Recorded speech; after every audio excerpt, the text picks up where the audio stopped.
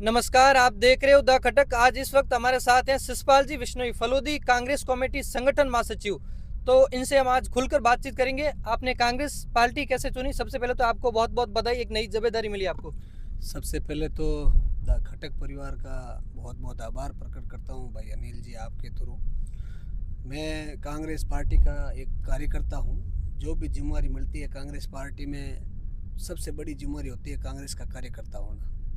और संगठन महासचिव की जिम्मेदारी की रही बात, तो संगठन महासचिव की जिम्मेदारी हमारे फड़ौदी के और राजस्थान के जो हमारे सीनियर नेता हैं उन्होंने मुझे इस योग्य समझा, इसलिए पहले तो उन सभी नेताओं का बहुत बहुत आभार प्रकट करता हूँ। और जिम्मेदारी को पूर्ण रूप से निभाने की, पूरी ईमानदारी से और कर्तव्यनिष्ठा से निभाने की पूरी कोशिश करूँगा।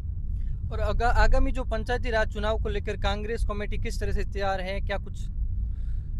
अनिल जी, आप भी देख रहे हो राजस्थान की मौजूदा सरकार चुनाव को टालने की कोशिश कर रही है। उसका बहुत बड़ा कारण मैं आपको ये बताना चाहता हूँ। वो चुनाव इसलिए टालना चाह रहे हैं कि उनको स्पष्ट पता है, उन्होंने इंटेलिजेंस से पता किया है कि भाई राजस्थान के अंदर पंचायती राज में हमारा है जो सुपड़ा साफ हो रहा है, और उस सुपड़ा साफ होने से हमारे राजस्थान के मुख्यमंत्री भजनलाल जी की सीट चली जाएगी। तो भजनलाल जी चाह रहे हैं कि जितने दिन ज़्यादा रहेंगे उतना ही सीट है जो बच पाएगी, तो इसलिए वो चुनाव नहीं करा रहे हैं। रही बात कांग्रेस की क्या तैयारी है, तो कांग्रेस की तैयारी, कांग्रेस के प्रत्येक कार्यकर्ता है में बहुत बड़ा जोश है, और इस अन्यायी और ये पर्ची सरकार के खिलाफ बहुत मजबूती से है जो चुनाव लड़ेंगे। दूसरी बात, आदरणीय गोविंद सिंह डोटासरा जी के नेतृत्व में पूरे राजस्थान प्रदेश में 5 लाख से ऊपर पदाधिकारियों की नियुक्ति की गई है, और उस नियुक्ति से इस पंचायती राज चुनाव पे बहुत अच्छा प्रभाव पड़ेगा। और मौजूदा सरकार के पास कोई मुद्दा ना होने के कारण ये बॉर्डर क्लीन, इस प्रकार के विभिन्न तरह के है जो ये कार्यक्रम चला रहे हैं जिनसे कि ध्रुवीकरण हो पाए।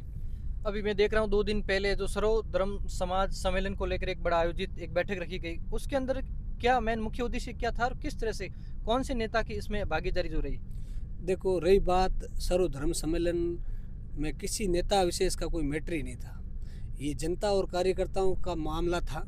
सभी पश्चिमी राजस्थान के लोग गंगा जमुनी तहजीब को भली भांति से जानते हैं, और हम है जो एक दूसरे का मान सम्मान करते हैं, पड़ोस में सभी एक दूसरे से घुल मिल कर रहते हैं। इसलिए जो अभी मैंने जो बताया बॉर्डर क्लीन के नाम से एक जो ये चला रहे हैं, इस बॉर्डर क्लीन करने से, आप जो क्लीन करने की बात कर रहे हो उसमें आपका जो कहीं न कहीं राजनीतिक लालच दिख रहा है। दूसरी बात, बॉर्डर क्लीन करने से कुछ नहीं होगी, आपकी जो ये पर्ची सरकार है, इस पर्ची सरकार की मंशा क्लीन होनी जरूरी है, इनकी मंशा क्लीन करें पहले तो।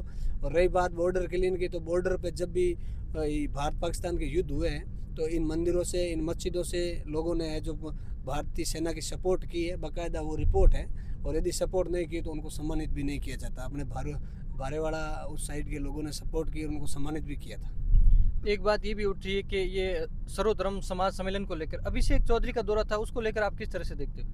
देखो, अभिषेक चौधरी राजस्थान के युवाओं के बहुत बड़े है जो फॉलोइंग है उनके प्रति, युवा है जो उनके प्रति आकर्षण के केंद्र बना हुआ है। उसका कारण अभिषेक चौधरी ने वास्तव में युवाओं के हित की बातें करते हैं। निश्चय में जब रहा, और चाहे अभी यूथ कांग्रेस का चुनाव लड़े, तो प्रत्येक युवा कांग्रेस के जो युवा साथी है वो अभिषेक के फॉलोइंग है, फैन है। तो उससे अभिषेक का दौरे से वास्तव में प्रभाव पड़ा है, और हमारे जो ये कार्यक्रम हुआ था उसमें संख्या बल बढ़ा है। और अभिषेक चौधरी की जो जन्मभूमि है फड़ौदी, तो यहाँ पर तो उनका बहुत अच्छा दबदबा है, और उनकी व्यक्तिगत युवाओं में बहुत अच्छी पकड़ है। तो कांग्रेस पार्टी में आप कितने समय से जुड़े और काफ़ी कम समय के अंदर आपने बहुत सारी तरक्की की, इतनी सारी जवाबदारी है जो आपको मिली है? अनिल भाई, कांग्रेस पार्टी एक विचारधारा है, और ये विचारधारा हमारे बचपन से है। मैं जब, मेरा कोई राजनीतिक वर्चस्व नहीं था तब भी कांग्रेसी था, आज भी कांग्रेसी हूँ, आगे भी कांग्रेसी रहूँगा।